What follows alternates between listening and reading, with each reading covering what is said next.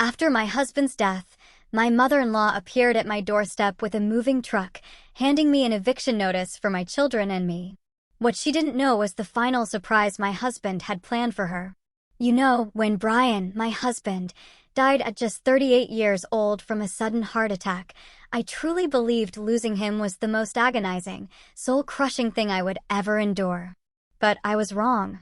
Because there, at his funeral, while I was still standing by his graveside, my 3 small children sobbing into my legs, his own mother, Dorothy, looked me dead in the eye and asked, "So, when are you moving out?" Can you even imagine? What the hell happened next would turn my life into a battlefield. It was Brian's funeral, for crying out loud.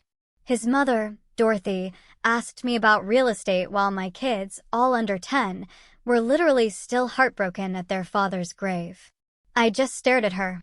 I managed to choke out, "We're not going anywhere, Dorothy. This is our home." She just laughed at me. A chilling, dismissive laugh.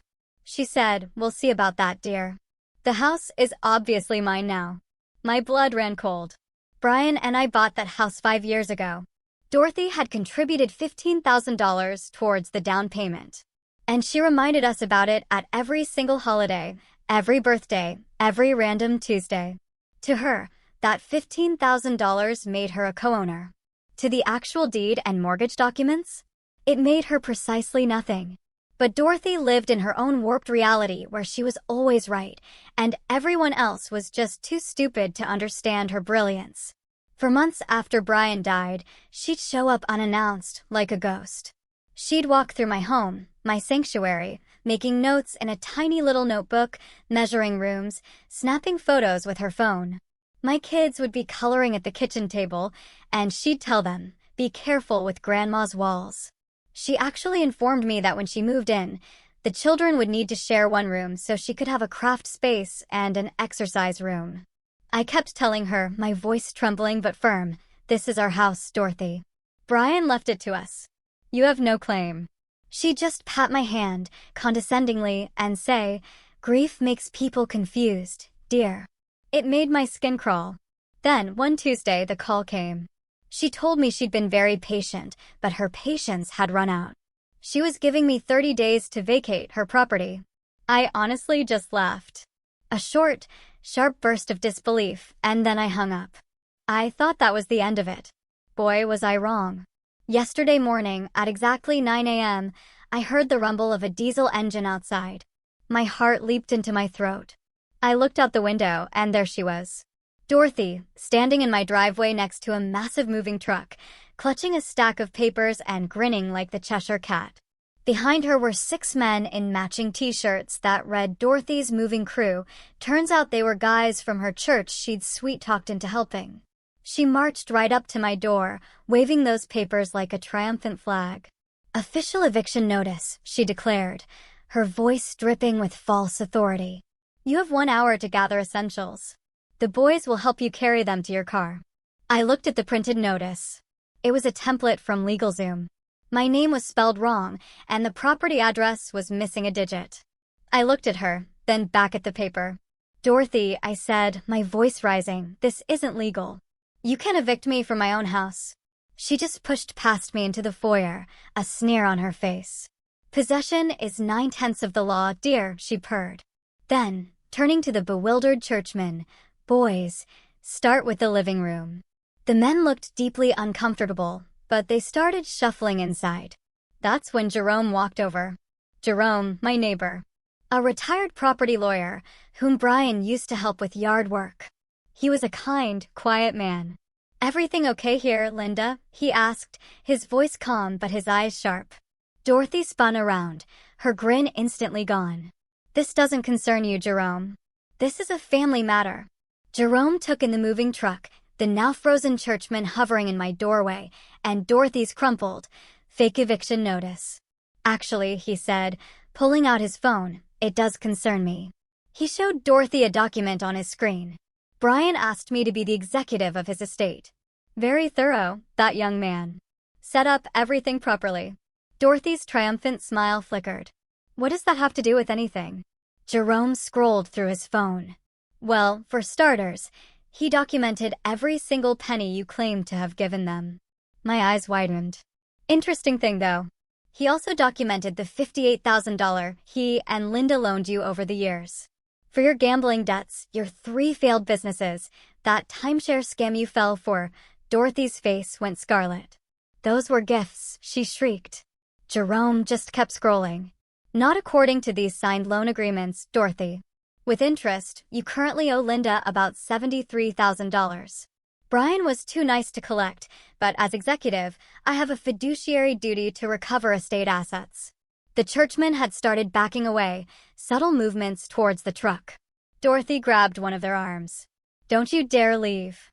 I promised you lunch. Jerome wasn't done. There's also the matter of fraud. See, Brian installed security cameras 3 years ago after you kept visiting when they weren't home. We have footage of you telling people at your book club that you own this house. You even rented out their garage to someone for boat storage and kept the money. He paused for effect. That's fraud and conversion. One of the churchmen spoke up, his voice uncertain. Dorothy, you said this was your house, that your daughter-in-law was squatting. Dorothy was spluttering now, her carefully constructed facade crumbling. They. Brian wouldn't. Jerome pulled out one more document, a wry smile playing on his lips. This is my favorite part. He turned his phone screen towards Dorothy. The color drained from her face as she stared at whatever he was showing her. Jerome scrolled slowly, deliberately, letting her see each page. He explained that this document listed every single time Dorothy had told someone she owned this house. 3 separate times she had collected money by renting out parts of our property to people. The garage rental was just one instance. She'd rented out our driveway for RV storage to a guy from her church for 6 months and kept all $400. She told a neighbor she owned the house and charged them $50 a month to park their boat trailer on our side yard. That went on for almost a year before Brian found out and made it stop. Jerome had dates, amounts, and names. Another churchman backed toward the truck. I need to get to my real job, he mumbled. This is getting too weird for me. Dorothy lunged forward, her voice going shrill. You promised to help. He pulled away from her, and the other men exchanged nervous glances, then started following him. Dorothy tried to block their path, but they just walked around her like she was a piece of furniture. Within 2 minutes, they were all in the truck. The engine started, and they pulled out of my driveway without looking back. Dorothy stood there alone, her fake eviction notice crumpled in her fist. Her face was contorted with rage. She started screaming that I had turned everyone against her. Her voice got louder and higher until she was practically shrieking, calling me ungrateful, saying I was stealing her son's house. She even said Brian would be ashamed of me for treating his mother this way. Jerome stayed calm. He told her, very clearly, Dorothy, you need to leave this property right now. If you don't leave in the next 60 seconds, I will call the police for trespassing and attempted fraud. Her face went bright red. This is my house, she screamed, defiant. I'm not going anywhere. Then, in a bizarre act of toddler-like rebellion, she marched over to my front steps and sat down. Cross-armed, she declared she would sit there until I admitted the house belonged to her. I looked at Jerome, and he nodded subtly toward my front door. I went inside, my hands shaking, while he stayed outside, his phone pointed directly at Dorothy, recording everything. My hands trembled as I dialed 911. The operator asked my emergency, and I explained, trying to keep my voice steady, that my mother-in-law was refusing to leave my property after trying to evict me with fake legal documents. The operator said officers would be there within 15 minutes. I stood at my living room window, watching Dorothy sitting on my steps like a defiant child. Jerome stood about 10 feet away, still recording. The 15 minutes felt like an hour, but finally, I heard sirens. A police cruiser pulled up and parked behind where the moving truck had been. Dorothy jumped up immediately and ran toward the officer getting out of his car. She started crying before she even reached him, launching into a theatrical display. She told him I was stealing her house, throwing her out. My poor dead son left me this property, she wailed, and she's trying to take it from me. The officer looked tired, like he'd dealt with this kind of thing a million times. He asked to see property documents. Dorothy waved her crumpled, fake eviction notice, but the officer barely glanced at it. Jerome walked over, calm as ever, with his phone and a stack of printed papers he'd apparently had ready in his pocket. He handed everything to the officer, who started reading through it carefully. The deed showing Brian and me as owners. The mortgage documents. Jerome's detailed documentation about the loans Dorothy owed us.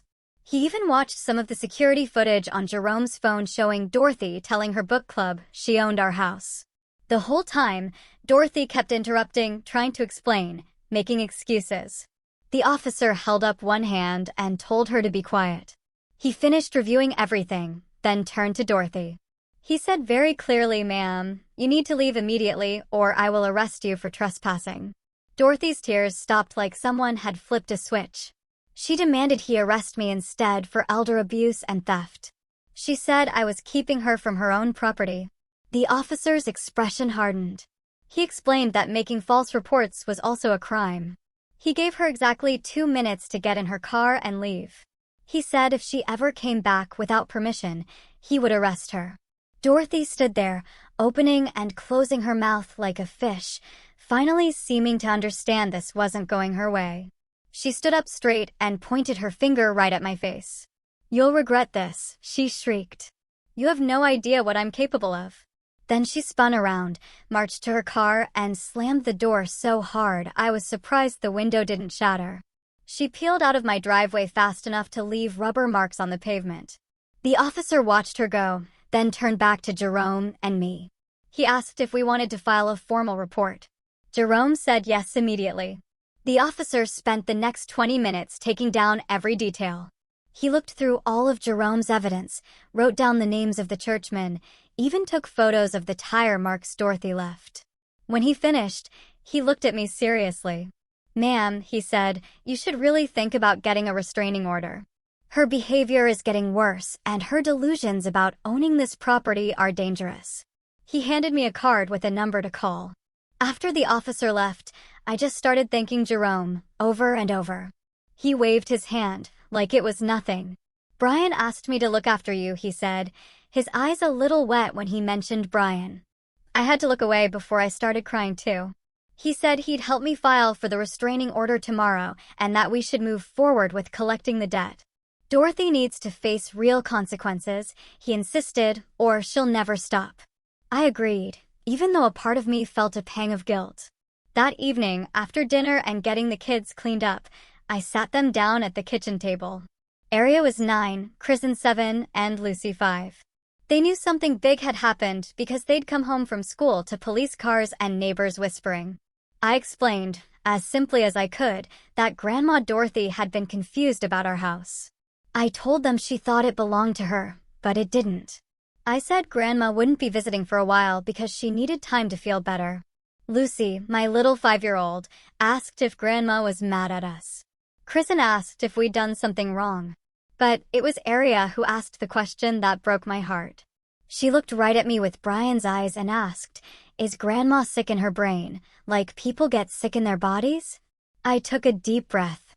"Yes, honey," I told her. "That's a good way to think about it.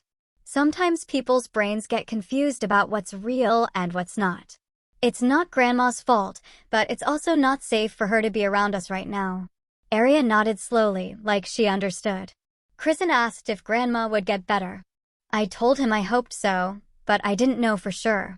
Lucy climbed into my lap and asked if I was sick too. I hugged her tight and promised her I was fine, and I would always keep them safe. After I put them to bed, I sat alone in the living room and finally let myself cry. The next morning, I woke up with swollen eyes and a headache, but I had things to do. Jerome had given me the name of a family lawyer he knew and trusted. As soon as her office opened, I called. The receptionist put me through right away, and I explained everything that had happened. The lawyer, whose name was on the card Jerome gave me, listened to my whole story without interrupting. Then she asked me to come in that afternoon with all the documentation Jerome had collected. I drove over at 2 p.m., bringing printed copies of everything: the deed, mortgage papers, Brian's loan agreements with Dorothy, security camera footage logs, photos of the fake eviction notice, and the police report. She spread everything out on her desk and went through it piece by piece. After about 20 minutes, she looked up at me. "Linda," she said, "we have really strong grounds for both a restraining order and debt collection."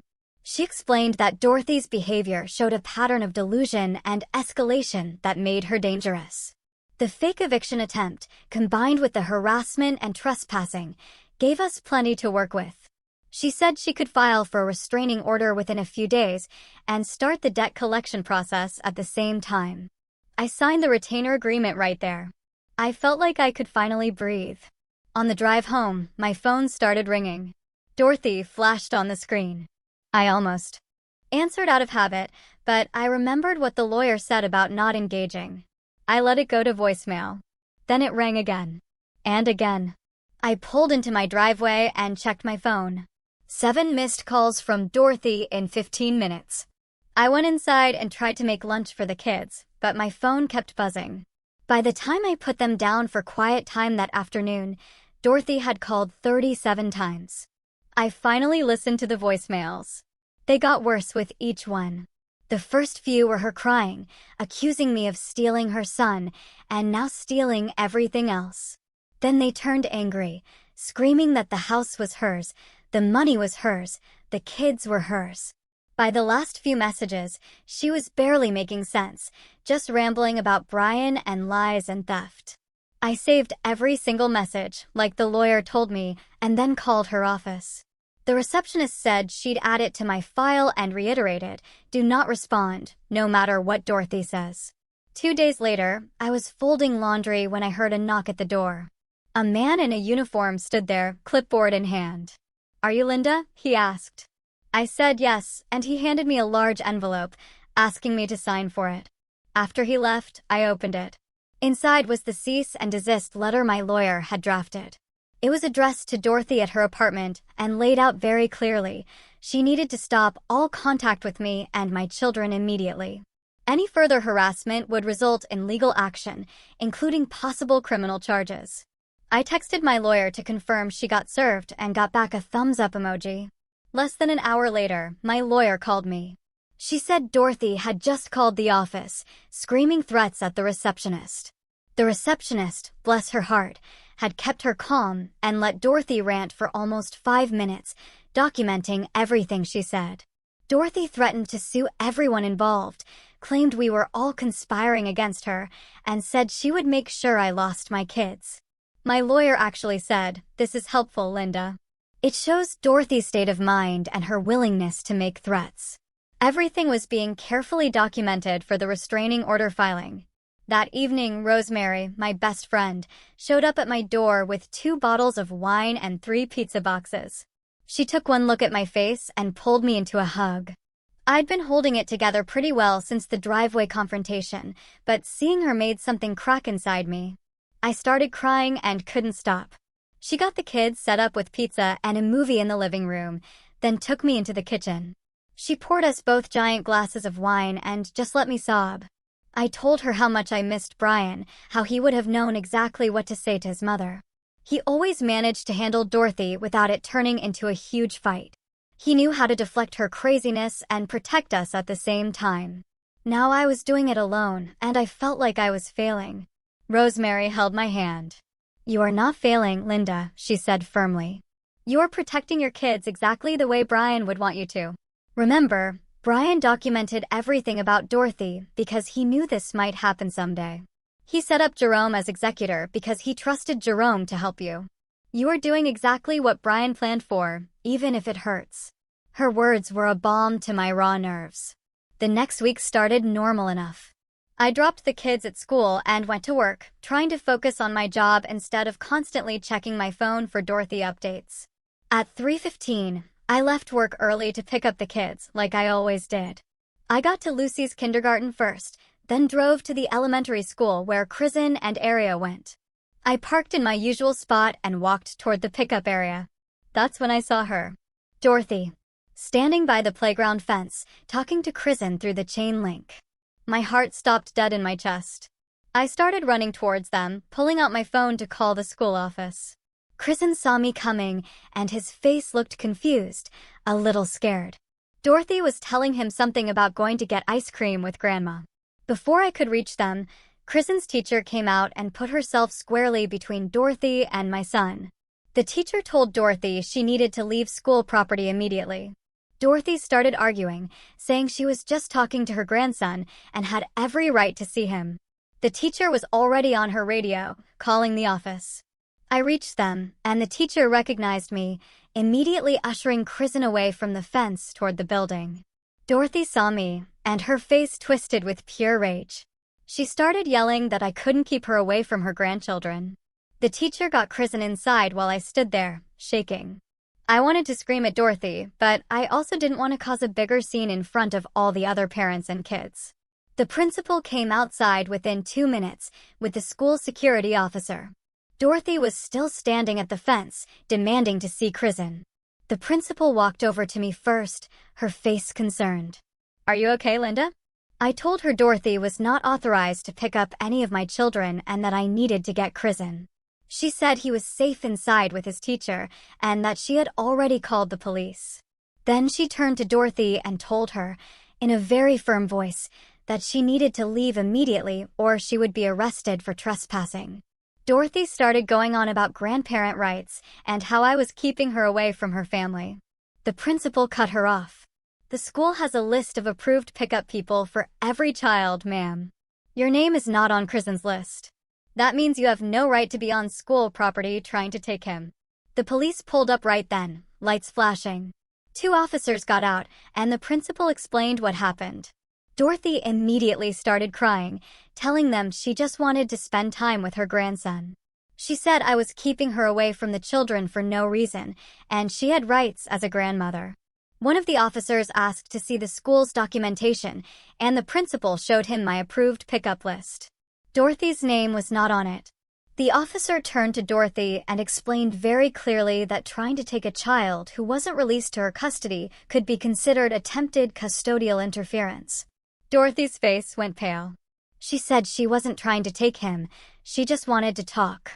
The officer said that wasn't how it worked, and she needed to leave school property immediately and not come back.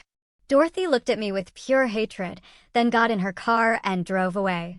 I finally got to see Kristen, and he ran into my arms, asking why Grandma was there. The principal said I should take him home, and they would handle the paperwork. I called my lawyer from the car, and she said to come straight to her office. I picked up Aria and Lucy and drove to the lawyer's office with all 3 kids. My lawyer took one look at my face and got me water while her assistant gave the kids coloring books. I explained everything that happened at the school, and she started typing immediately. "This," she said, "is exactly the kind of escalation that justifies an emergency restraining order." She would file the paperwork that afternoon and request an emergency hearing. The judge granted a temporary order within 3 hours. It said Dorothy could not contact me or the children, could not come within 500 feet of our home or their schools, and could not make any attempts to see or communicate with them. My lawyer said the police would serve Dorothy with the order that night. That night, after dinner, I sat down with Kristen at the kitchen table. Aria and Lucy were watching TV. I needed to talk to him alone. I asked him what Grandma said to him at school. He looked down at his hands. "She told me you were keeping us apart because you're mean," he mumbled. "She said she missed me and wanted to take me for ice cream." My heart ached for him. I took a deep breath. "Kristen, Grandma is very sad about Daddy dying, and sometimes when people are very sad, their brains get confused. Grandma wasn't thinking clearly, and that's why she tried to take you from school without permission." He asked if Grandma was going to jail like the bad guys on TV. I said no, but Grandma couldn't visit for a while because we needed to keep everyone safe. I promised him that I would always protect him and his sisters, no matter what. He hugged me, a tight, small embrace. "I miss Daddy," he whispered. I held him close. "I miss Daddy too, sweetie. But we're going to be okay." The next morning, Jerome came over with boxes of security equipment. He said after what happened at the school, we needed better cameras, covering every entrance to the house. He spent 3 hours installing cameras at the front door, back door, garage, and both side gates. He showed me how to access the footage on my phone and gave me the number for a security company that could monitor the feeds. I stood in my kitchen watching him work, and I felt like I was preparing for war. This wasn't normal life. This was defending my home and my children from my dead husband's mother. Jerome finished installing the last camera and came inside for coffee. He sat down at my table and said, "Brian would be proud of how you're handling everything, Linda." I told him it didn't feel like I was handling it well. He just shook his head. "You're doing exactly what needs to be done to protect those kids. That's all that matters." After he left, I checked all the camera feeds on my phone and made sure everything was working. Then I locked every door and window in the house, even though it was the middle of the day. 2 days later, my phone rang with a number I didn't recognize. I almost didn't answer, but something made me pick up. A woman's voice said, "This is Estelle, Dorothy's sister. I need to talk to you about what happened." I sat down at the kitchen table, bracing myself for whatever was coming next. Estelle said she'd heard about the driveway incident from someone at Dorothy's church, and she was so sorry. She told me Dorothy had always had problems with reality, and the family had been enabling her behavior for decades. Estelle admitted they all knew Dorothy twisted facts and made up stories, but nobody wanted to deal with the drama of calling her out. She said, "Watching it get this bad with you and the kids made me realize we'd failed Brian by not stepping in sooner." I didn't know what to say, so I just listened while she kept talking. Estelle told me she knew about Dorothy's gambling debts from years ago and the failed businesses where she lost money. What she didn't know was that Brian had been bailing his mother out financially for all those years. She said if she'd known Brian was covering Dorothy's mistakes, she would have said something to him about stopping. I told her about the restraining order hearing coming up in a week, and she went quiet for a minute. Then she said she wanted to help and asked if she could testify about Dorothy's history of delusion and manipulation. I gave her my lawyer's contact information and thanked her for calling. After we hung up, I sat there, feeling strange. Part of me was glad someone from Brian's family finally acknowledged how bad Dorothy was.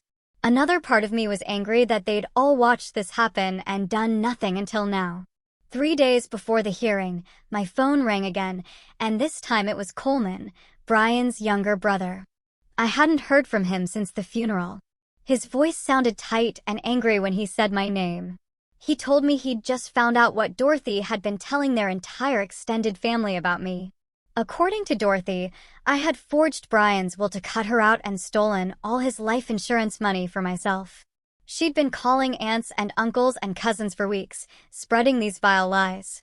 Coleman said he'd been getting calls from relatives asking if it was true, and he'd had no idea what they were talking about. He spent the last 2 days doing damage control and showing people the actual documents proving Dorothy was lying. Some relatives believed him, but others thought he was taking my side against his own mother. The whole family was split now over Dorothy's lies, and Coleman was furious. He asked what he could do to help. I told him about the restraining order hearing. He said he'd write a statement for my lawyer about Dorothy's behavior and the lies she'd been spreading. I thanked him and told him I was sorry his mother had put him in this position. He just said he was sorry too, and that Brian would have been ashamed of what Dorothy was doing to his family. The day before the hearing, a mail carrier knocked on my door with a certified letter. I signed for it and opened the envelope right there on my front step. Inside was a legal document claiming Dorothy was suing me for elder abuse, fraud, and alienation of affection from her grandchildren. The language was formal and official-looking, but I could tell it wasn't filed through an actual court. I called my lawyer immediately and read her the whole thing over the phone. She laughed. A genuine, hearty laugh. She said it was complete nonsense, with no legal basis whatsoever. Dorothy couldn't sue for alienation of affection from grandchildren because that wasn't a real cause of action. The elder abuse and fraud claims were equally ridiculous, since Dorothy had been the one committing fraud. My lawyer said the letter actually helped our case because it showed Dorothy's mental state was getting worse. She was so disconnected from reality that she thought she could just make up legal claims and sue people. I put the letter in my folder of Dorothy documents and tried not to think about the hearing tomorrow. The next morning, I put on my best professional clothes and drove to the courthouse with my lawyer. Jerome met us there, with all his documentation printed and organized in binders. Estelle showed up and introduced herself, looking nervous but determined. Coleman arrived last and gave me a hug before we all went inside. The courtroom was smaller than I expected, with plain walls and uncomfortable wooden benches. Dorothy was already there, sitting alone at a table on the other side of the room. She was dressed up in a suit and had papers spread out in front of her. My lawyer whispered that Dorothy was representing herself, which was a huge mistake, but good for us. The judge came in, and we all stood up. She was a middle-aged woman with gray hair and reading glasses who looked tired but professional. My lawyer went first and presented everything in a clear, organized way. She showed the fake eviction notice and explained how Dorothy had brought a moving truck to my house. She described the school incident where Dorothy tried to take Kristen without permission. She played recordings of Dorothy's harassing phone calls and read transcripts of her threatening voicemails. Jerome presented his documentation of Dorothy's fraud, including the security camera footage of her telling people she owned my house. He showed the signed loan agreements proving Dorothy owed the estate $73,000. Estelle testified about Dorothy's lifelong pattern of delusions and how the family had enabled her behavior for decades. Coleman's written statement described the lies Dorothy had been spreading to relatives about me. The judge listened carefully, taking notes. Then it was Dorothy's turn. She stood up, clutching her papers. Dorothy started talking, and within 30 seconds, I could see the judge's expression change. Dorothy rambled about how she'd given us money for the house, which made it hers by right. She said possession was 9/10 of the law, and Brian had always intended for her to live with us. She claimed I was keeping her grandchildren from her because I was jealous of her relationship with Brian. Nothing she said made any logical sense, and she kept jumping from topic to topic without finishing thoughts. She insisted she had rights as a mother and as a property owner, and the court needed to recognize those rights. The judge tried to interrupt her several times to ask specific questions, but Dorothy just kept talking over her. After 10 minutes, the judge told Dorothy to sit down and stop speaking. Dorothy ignored her and kept going, so the judge raised her voice, sharp and commanding. "Sit down now." Dorothy finally stopped talking and sat down, looking confused about why the judge was angry. The judge took off her glasses and rubbed her eyes. Then she said, her voice clear and firm, that she was granting a full restraining order for 1 year. Dorothy could not contact me or the children in any way. She could not come within 500 feet of our home or the children's schools. She could not make any claims about property ownership regarding my house. The judge said the evidence showed a clear pattern of harassment, delusion, and escalating dangerous behavior. Dorothy jumped up, eyes wild, and screamed that the judge was corrupt and bought off by my lawyer. 2 bailiffs moved toward her, and the judge warned her to stop or face contempt charges. Dorothy kept screaming that this was all illegal and she had rights, and everyone was conspiring against her. The bailiffs took her arms and started walking her toward the door. Dorothy twisted around to look at me and yelled, "You've stolen everything from me, and you'll pay for it." They got her out into the hallway, and I could still hear her yelling until a door closed somewhere. The judge told my lawyer the order would be served to Dorothy within 24 hours and any violations would result in immediate arrest. She said, based on Dorothy's behavior in court, she was also recommending a mental health evaluation. We thanked the judge and walked out of the courtroom. In the hallway outside, I stopped and leaned against the wall, feeling like I might throw up. My lawyer touched my shoulder. "Are you okay, Linda?" I nodded, but I wasn't really okay. Part of me felt relieved that the judge had taken this seriously and protected us. Another part felt terrible about what just happened. Brian would have been so sad to see his mother like that, screaming in a courtroom and getting dragged out by bailiffs. But Brian would also want his children safe and protected, and that's what I was doing. That's what he couldn't do anymore because he was gone. Jerome walked over and said, "You did the right thing, Linda." Brian would be proud. Estelle hugged me, her eyes teary. "I'm so sorry our family let things get this bad." Coleman said he'd make sure the rest of the family knew what really happened today. The next week, my lawyer filed a civil suit to collect the $73,000 Dorothy owed Brian's estate. Dorothy responded with a letter claiming all the money had been gifts, not loans. Jerome's documentation, however, included signed loan agreements for most of the money, with Dorothy's signature clearly visible on every page. Some of the loans were from 10 years ago, some were more recent, but they all had the same pattern. Brian would loan his mother money, and she'd sign an agreement to pay it back. She never paid back a single dollar. My lawyer said collecting the actual money would be hard since Dorothy had no assets and no real income. But having the court judgment mattered for the legal record, and for my kids to see someday. They needed to know their father had been generous to his mother, and she'd taken advantage of that generosity for years. Over the next month, word spread through Dorothy's church and her social circles about what happened at the courthouse.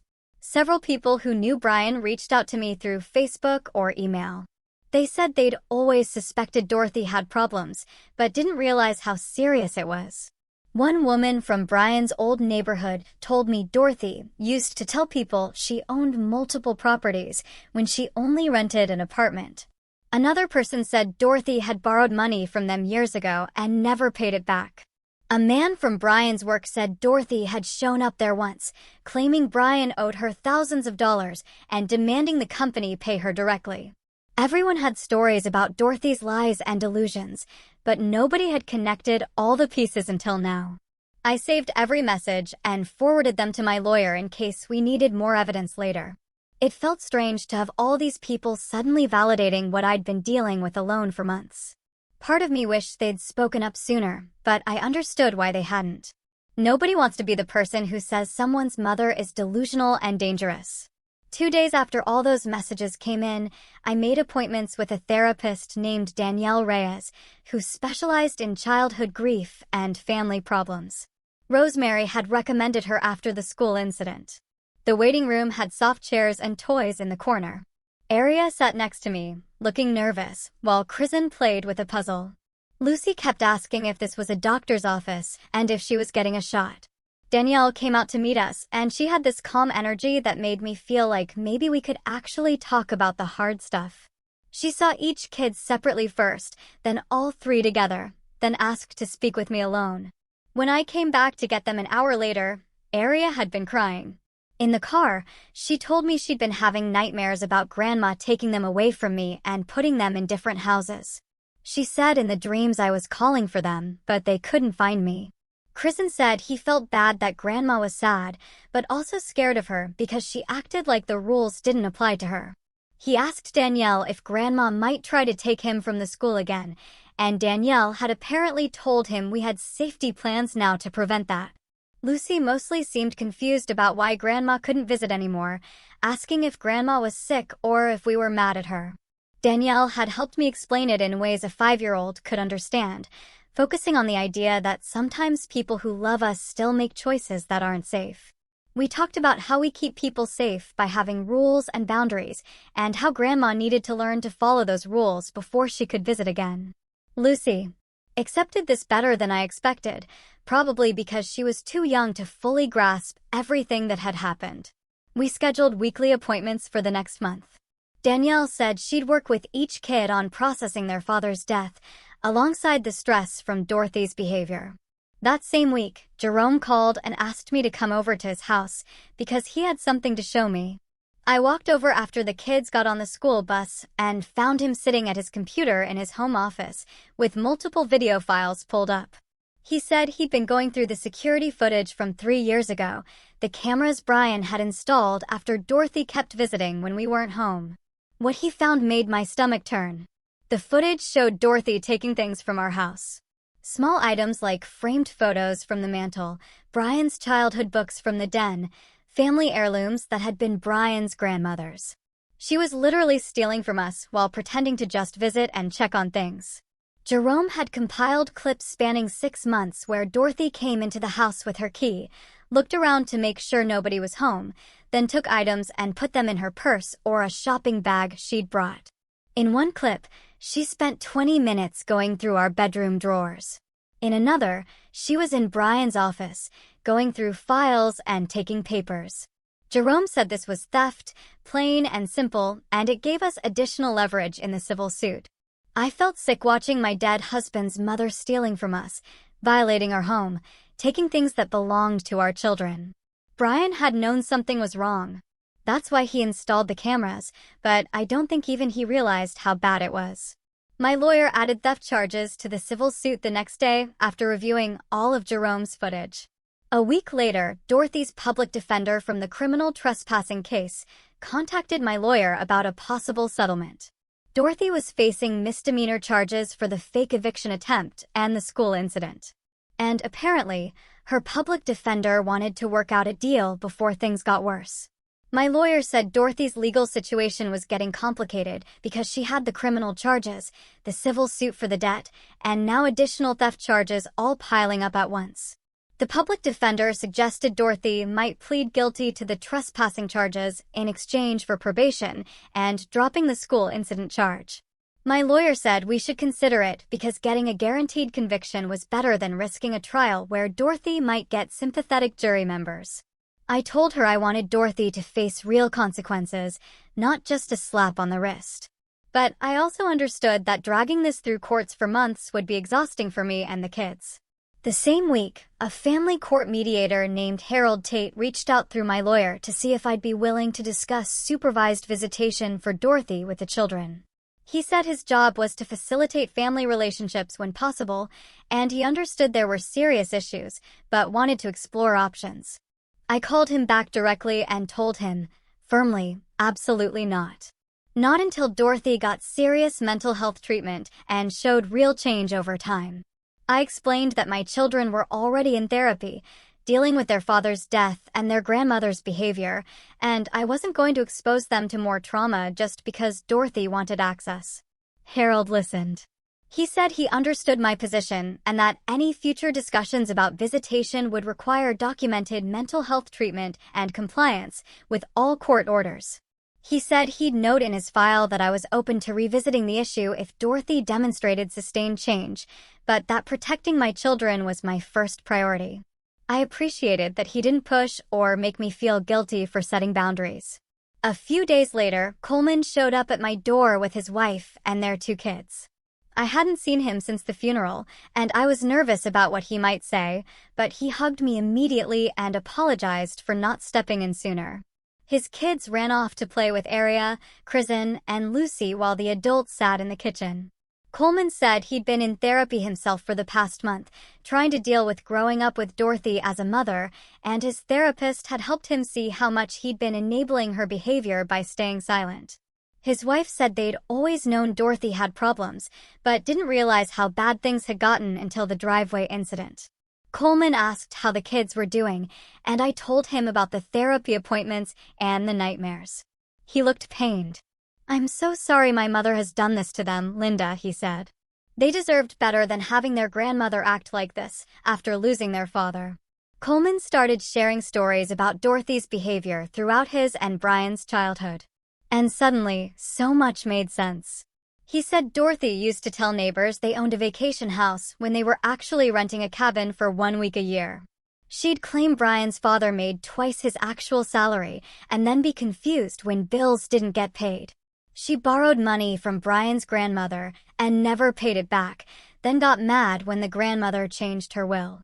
She told people at church that Coleman was going to medical school when he'd actually decided to become a teacher, and she got angry at him for embarrassing her when the truth came out. The lies, the financial manipulation, the delusions about being owed things. It had all been there for decades. Brian had apparently protected me from the worst of it for years, handling his mother himself, running interference so I didn't have to deal with her directly as much. Coleman said Brian used to call him late at night, stressed about their mother's latest crisis or demand. And Brian always felt guilty for not being able to fix her.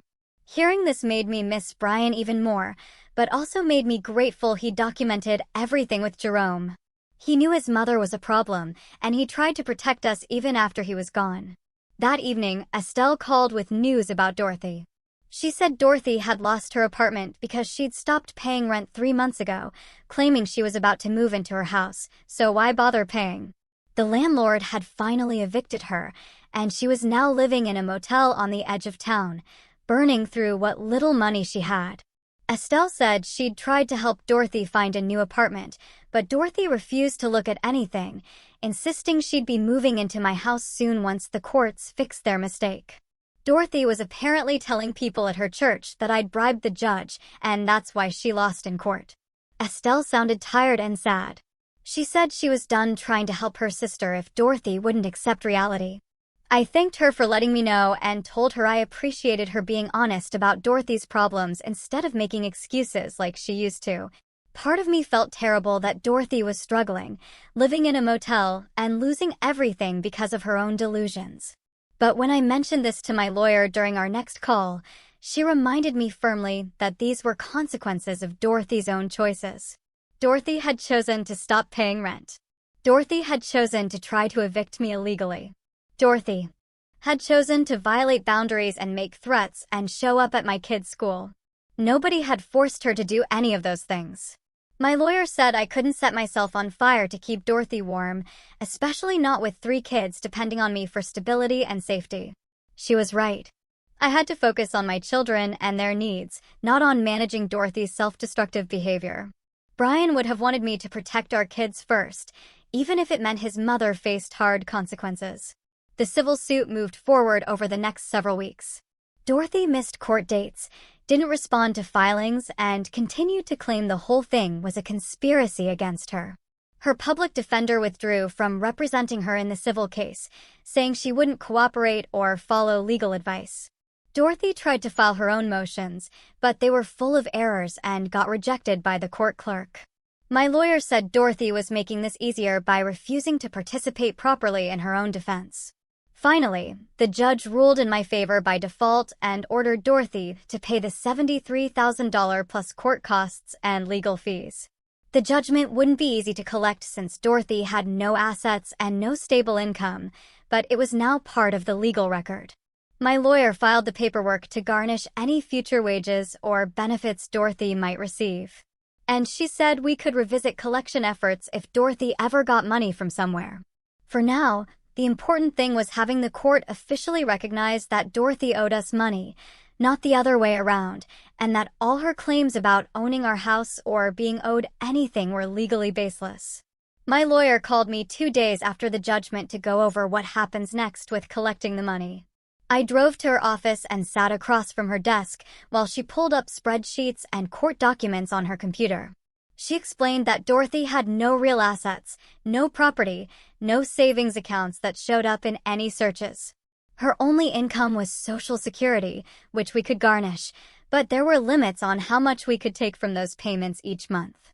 The lawyer said it might take years, maybe decades, to see even half of what Dorothy owed. She could file paperwork to start garnishing any future wages if Dorothy ever got a job, and we could seize any tax refunds or unexpected windfalls. But realistically, Dorothy would probably die before paying off the full amount. I sat there looking at the numbers and realized I didn't actually care about getting the money back. What mattered was the legal record showing the truth. Brian had loaned his mother all that money, trying to help her, being a good son, and she'd twisted it into claims that we owed her. Now, there was a court document, official and permanent, stating that Dorothy owed us $73,000, not the other way around. My kids would grow up, and someday they'd read these papers and understand their father was generous. Maybe too generous, but he tried to help his mother even when she didn't deserve it. That was Brian's memory, and it deserved to be protected. I told my lawyer to file the garnishment paperwork, but I wasn't going to spend energy chasing Dorothy for money she'd never have. 3 months passed after the restraining order went into effect, and I started to relax a little. Dorothy hadn't shown up, hadn't called, hadn't tried anything. The kids were settling into their new normal without her constant presence and demands. Then Coleman called me on a Tuesday morning, sounding stressed. He said he'd received a package at his house addressed to him. But when he opened it, he found 3 separate letters inside, each one addressed to one of my kids. Dorothy had mailed them to Coleman's address, clearly hoping he'd just pass them along to the children without telling me. Coleman didn't even read them. He sealed them back up, took photos of everything, including the postmarks and Dorothy's return address, and drove straight to my lawyer's office. My lawyer contacted the police immediately and filed a violation report. By that afternoon, officers went to Dorothy's motel and arrested her for violating the protective order. She apparently argued with them the whole way to the station, insisting she had a right to write to her grandchildren and that sending letters through her son didn't count as direct contact. Dorothy spent 3 days in county jail before her hearing. The judge was not amused. He added stricter conditions to her release, including electronic monitoring, and told her plainly that the next violation would result in serious jail time, not just a few days. Coleman visited her after she got out and called me that evening to tell me about it. He said she seemed genuinely shocked that she'd been arrested, like she couldn't understand why rules applied to her. She kept saying she was just trying to be a good grandmother, that I was poisoning the children against her, that everyone was being so unfair. Coleman told her she'd brought this all on herself, and until she accepted reality and got real help, he couldn't support her behavior anymore. He said it was one of the hardest conversations he'd ever had with his mother, but he was done enabling her delusions. The kids kept going to therapy every week with Danielle, and I started seeing real progress. Aria told me one morning while I was making breakfast that she hadn't had any nightmares about Grandma Dorothy in over a month. She said she used to dream that Dorothy was taking them away and I couldn't find them. But now she felt safe knowing Dorothy couldn't just show up anymore. Kristen had been quieter than usual for weeks. But one Saturday afternoon, he came into the kitchen and asked if we could plant a tree for Daddy in the backyard. He said his teacher had talked about memorial trees, and he thought Daddy would like having a strong tree that would grow big. I felt tears starting, but I smiled and told him that was a perfect idea. We went to the nursery that afternoon, and Kristen picked out an oak tree, saying oaks lived for hundreds of years and got really tall. Aria and Lucy came with us, and we spent the whole afternoon digging the hole, mixing in good soil, and carefully planting the tree in the back corner of the yard where it would get lots of sun. We stood around it when we finished and said we should each say something to Daddy. Lucy said she loved him and missed him. Aria said she hoped he was proud of us. Kristen said he'd take care of the tree and make sure it grew strong. I told Brian we were okay, we were safe, and we'd never forget him. Rosemary came over a few weeks later and found me staring at the boxes of Brian's things I'd been avoiding since he died. She didn't say anything, just sat down next to me and started opening the first box. We spent hours going through his clothes, his books, his random collections of things he'd saved. Inside were letters. Lots of them. Each one addressed to one of the kids, with dates written on the outside. Letters for their 10th birthdays, their 13th birthdays, their high school graduations, their college graduations, their wedding days. Brian had written them all, knowing his heart was a problem, knowing he might not be there for these moments. I sobbed reading the first few, seeing his handwriting, hearing his voice in the words. He told Aria to be brave and kind.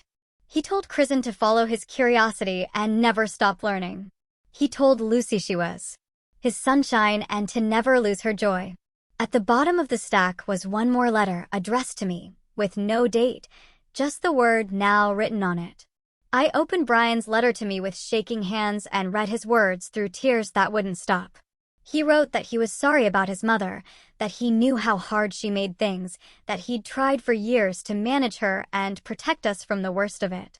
He said he loved his mother, but he also knew she was toxic, that her problems weren't my responsibility to fix, and that I should never let her guilt me into anything.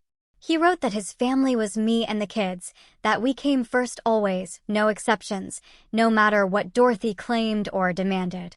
He made me promise not to sacrifice our peace and safety, trying to maintain a relationship with someone who refused to respect boundaries or accept reality.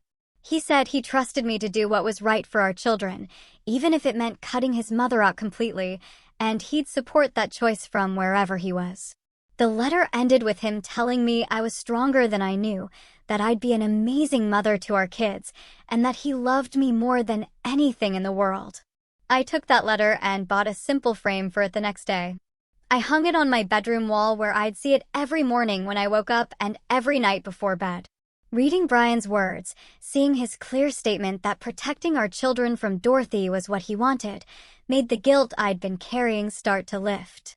I'd spent months wondering if I was being too harsh, if Brian would want me to be more understanding with his mother, if I was keeping the kids from their grandmother unfairly. But here was proof, in his own handwriting, that he knew exactly who his mother was. And he wanted me to put our family first. The determination that had been growing in me since the driveway confrontation solidified into something unshakable. I wasn't being cruel or vindictive. I was being a mother, protecting my children, honoring my husband's wishes. 6 months after Dorothy showed up with that moving truck, her public defender called my lawyer about a plea deal. Dorothy would plead guilty to criminal trespassing for the fake eviction attempt and to violating the restraining order for sending the letters through Coleman. In exchange, she'd get probation instead of more jail time and mandatory mental health treatment. The prosecutor wanted to close the case, and the public defender said Dorothy was finally willing to admit she needed help. My lawyer called me to discuss whether I'd agree to the deal. I thought about it for 2 days before giving my answer. I told my lawyer I'd agree to the plea deal, but only with specific conditions. The restraining order had to stay in place for the full year with no modifications. Dorothy had to complete at least 6 months of mental health treatment with documented progress reports before we'd even discuss the possibility of supervised visitation with the kids. Any future contact had to go through the family court mediator and follow strict guidelines.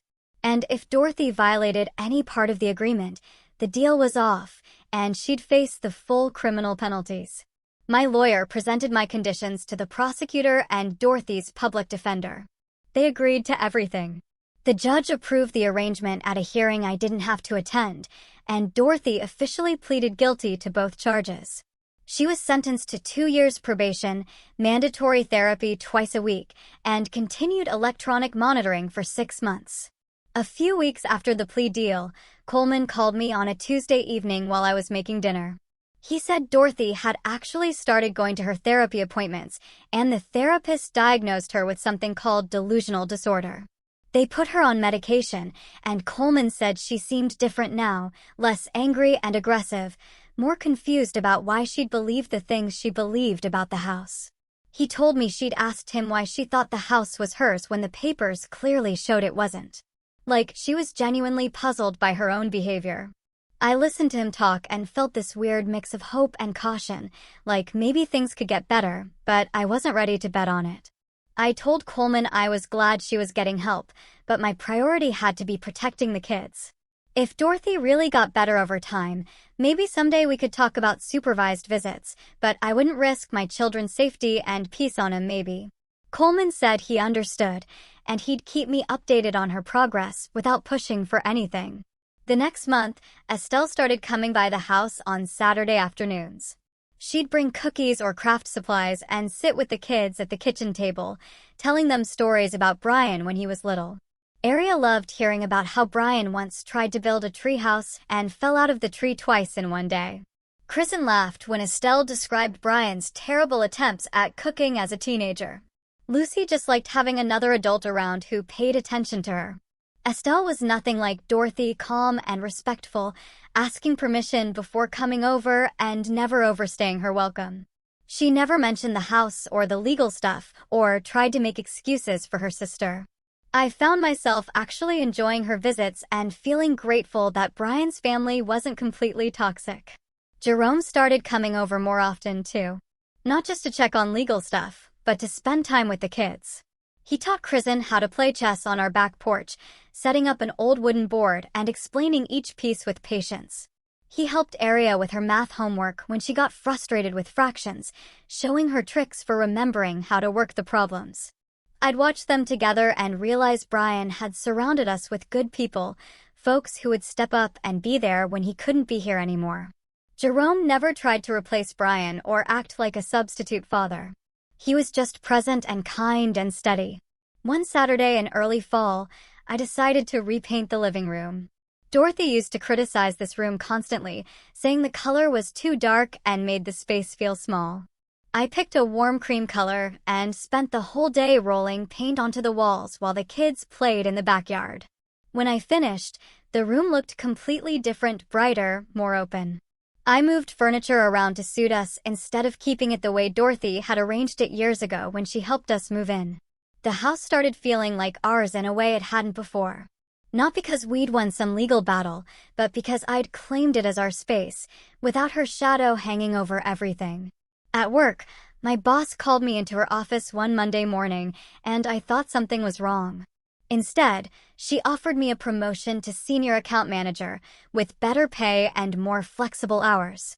The extra money would help with everything. Raising 3 kids alone was expensive, even with Brian's life insurance and pension. I accepted the promotion and felt proud of myself for managing all of this, the legal stuff, and the kids, and work, and keeping everything together. On what would have been Brian's 39th birthday in October, we drove to the cemetery with his favorite chocolate cake. The kids sat on the grass near his headstone and told him about school. And their friends. Aria talked about her science project on butterflies. Kristen described his new teacher who let them have class outside sometimes. Lucy sang him a song she'd learned in kindergarten. I told Brian we were okay, we were safe, and I was keeping the promise I'd made to protect our family. 6 months after Dorothy started therapy, her therapist sent a report to the court through the mediator. The report said Dorothy had made significant progress in treatment. She'd accepted that the house wasn't hers and never had been. She'd accepted that she owed money rather than being owed money. She'd acknowledged that her behavior had been harmful to me and the kids. Harold Tate called me to discuss next steps and suggested starting with supervised video calls before any in-person visits. I thought about it for a few days before agreeing to try one call. The first video call happened on a Saturday afternoon with Harold monitoring from his office. Dorothy appeared on the screen looking older and tired, her hair grayer than I remembered. She asked the kids about school and listened when they answered. She didn't mention the house or make demands or act like she had any claim to anything. The call lasted 20 minutes and stayed appropriate the whole time. We scheduled monthly video calls and kept them going for 3 months. Dorothy remained stable and appropriate each time, asking questions about the kids' activities and telling them she missed them. During the 3rd call, she looked at me and apologized for everything she'd put us through. She said she was sorry for showing up with the moving truck and scaring the kids and making everything so hard after Brian died. I wasn't ready to forgive her, and I told her that honestly, but I appreciated that she'd said it. The kids seemed less tense around her on the screen than they'd been in person before all this started. After those 3 months of stable video calls, Coleman reached out to suggest an in-person visit at a park halfway between our houses. He said he and his wife would be there the whole time, and Dorothy understood this was a trial run with strict limits. I agreed, but told the kids ahead of time that we were meeting Grandma in a public place and could leave whenever we wanted. The morning of the visit, Aria asked 3 times if Grandma was going to try taking our house again, and I promised her, no, honey. Those days are over. We arrived at the park and found Coleman and his wife already there, with Dorothy sitting on a bench.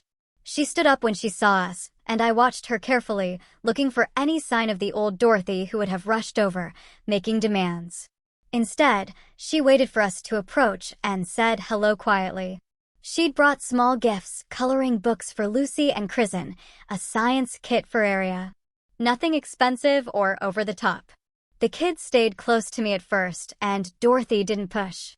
Just asked Kristen about his favorite subject in school and listened when he talked about art class.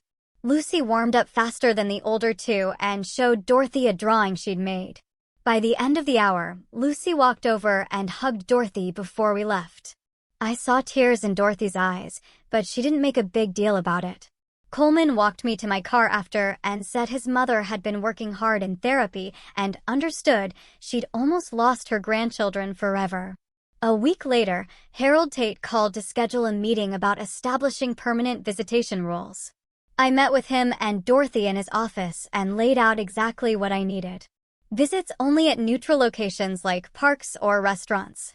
Never at my house or hers. No discussion of the house, the money she owed, or anything related to the legal battles. No undermining my parenting decisions or telling the kids things should be different. Continued therapy required, with regular reports to the court.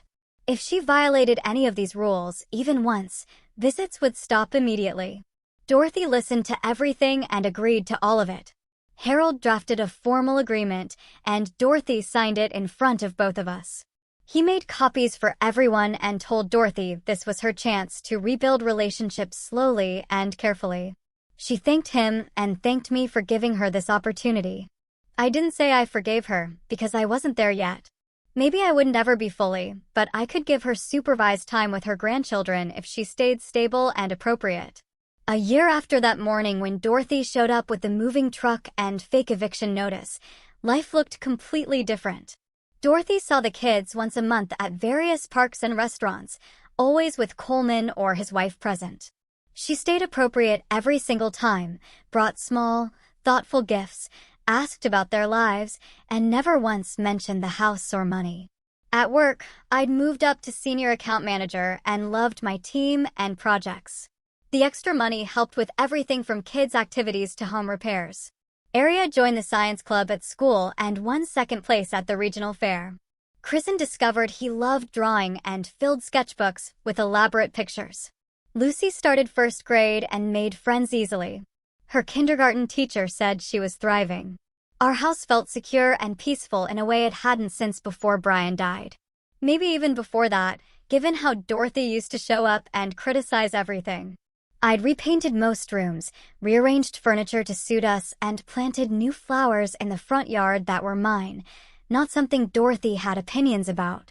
Jerome still came over regularly, and the kids called him Mr. Jerome now, asking him to help with homework or teach them card games. When I looked at myself in the mirror, I saw someone different from the grieving widow who'd been too patient with Dorothy's boundary violations. I knew how to protect my family now, how to stand firm, even when it felt uncomfortable, how to enforce consequences when people crossed lines. Brian would be proud of how I'd fought for our children and our home against his own mother. I was proud of myself, too, for learning to be strong in ways I never had to be when he was alive. We were building a good life, the four of us, with help from people like Jerome and Coleman and Rosemary. The kids still missed their dad and always would, but they were happy and healthy and felt safe in their home. That's what mattered most. What Brian would have wanted most. And I'd made sure we got there, even when his mother tried to take it all. Have you ever had to stand up to someone completely unreasonable, especially when you were already dealing with grief or hardship? What was your moment of realization that you had to protect your peace, no matter the cost? Share your stories and thoughts below. I'd really love to hear them.